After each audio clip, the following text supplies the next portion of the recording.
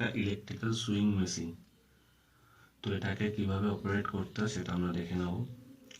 তো এটাকে আমরা এইভাবে অন করে নিলাম।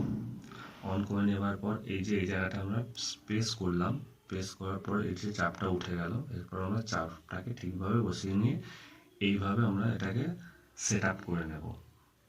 তো এইভাবে স্ক্রু ড্রাইভার দিয়ে এটাকে টাইট করে নিলাম। টাইট করে নেওয়ার পর তোমরা দেখবে কিভাবে এটাকে নিডিল বা ছুঁচ যেটাকে বলা হয় মেশিনে, তো সেটাকে কিভাবে সেট আপ করতে হয়।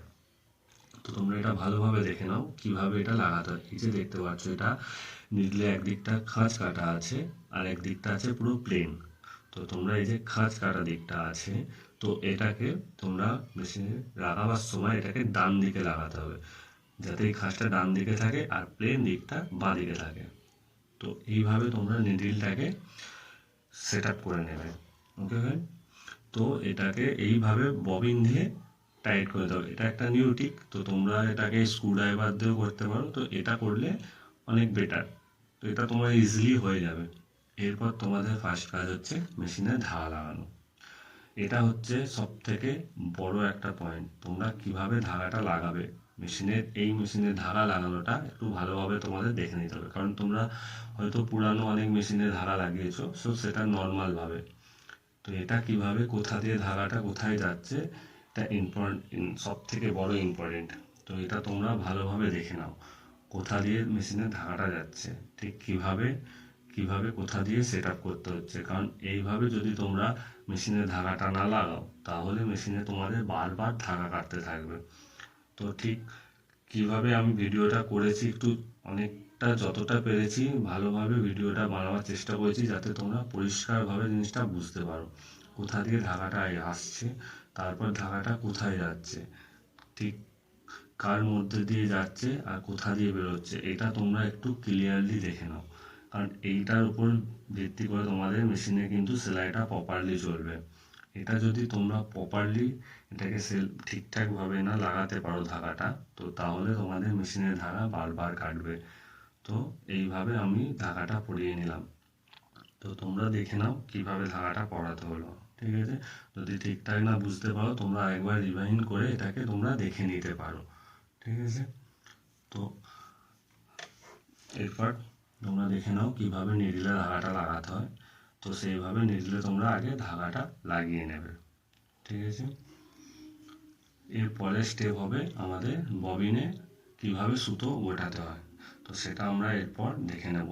নিডলে ধাগাটা লাগিয়ে নিই, কারণ স্টেপ বাই স্টেপ না দেখালে তোমরা সেটা প্রপারলি বুঝতে পারবে না। কারণ এটা একটা ইলেকট্রিক্যাল সুইং মেশিন, এটা আগের মতো পুরানো ভার্সন না, এটা নিউ ভার্সন। ঠিক আছে, তো এর মধ্যে ফার্স্টে ববিনটাকে আমাদের ফিট করে নিতে হবে। ফিট করে এটাকে একটা সেট আপ করে নিতে হবে। কীভাবে সেট আপ করতে হয়, তো এই নিডিলের ধারাটা এখান থেকে খুলে নিয়ে আমরা ববিনে আগে জড়িয়ে নিলাম। ভালো করে জড়িয়ে নেবার পর এটাকে সেট আপটা ভালোভাবে করে নিলাম। সেট আপটা করে নেবার পর এরপর একটা বড় স্টেপ আছে, সেটা তোমরা একটু ভালোভাবে দেখে নাও। এটা যখন ফিট করে নিলে তারপর এই যে মেশিনের পিছনে একটা সেট আপ আছে, এটাকে তোমাদের তুলে দিতে হবে উপরে। তাহলে কি হবে, যে চাপটা আছে মেশিনে, এই চাপটাও ওপর দিকে উঠে আসবে যখন তোমরা এটাকে ওপর দিকে তুলে দেবে। এটা করে দেওয়ার পর তোমরা মেশিনটাকে চালাতে পারবে, যাতে ধারাটা ববিনের মধ্যে উঠিয়ে দেয়। কারণ এই যে সেট আপটা তুমি না করলে তারপর যদি তুমি মেশিনটা চালাও, বাই নিচে নিডিলটা তোমার ভেঙে যেতে পারে। তো যার জন্য এই জিনিসটা করা। তো তোমরা এইভাবে এটাকে ফিট করে নিতে পারো যদি তোমরা ধাগা হাতে না ধরতে চাও। তো এইভাবে ফিট করে নিয়ে তোমরা ববিনের মধ্যে ধাগাটা গুটিয়ে নাও। এরপর স্টেপ দেখাবো আমরা কিভাবে ববিনটাকে ববিন কেসের মধ্যে লাগাতে হয়, কারণ এটা একটা বড় ইম্পর্টেন্ট জিনিস।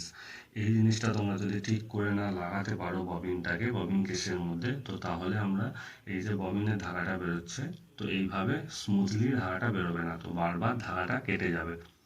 তো সেই জন্য তোমরা একটু ভালো করে দেখে নাও। ফের এটাকে নিচে নামিয়ে নিতে হবে, চাপটা নিচে চলে এলো।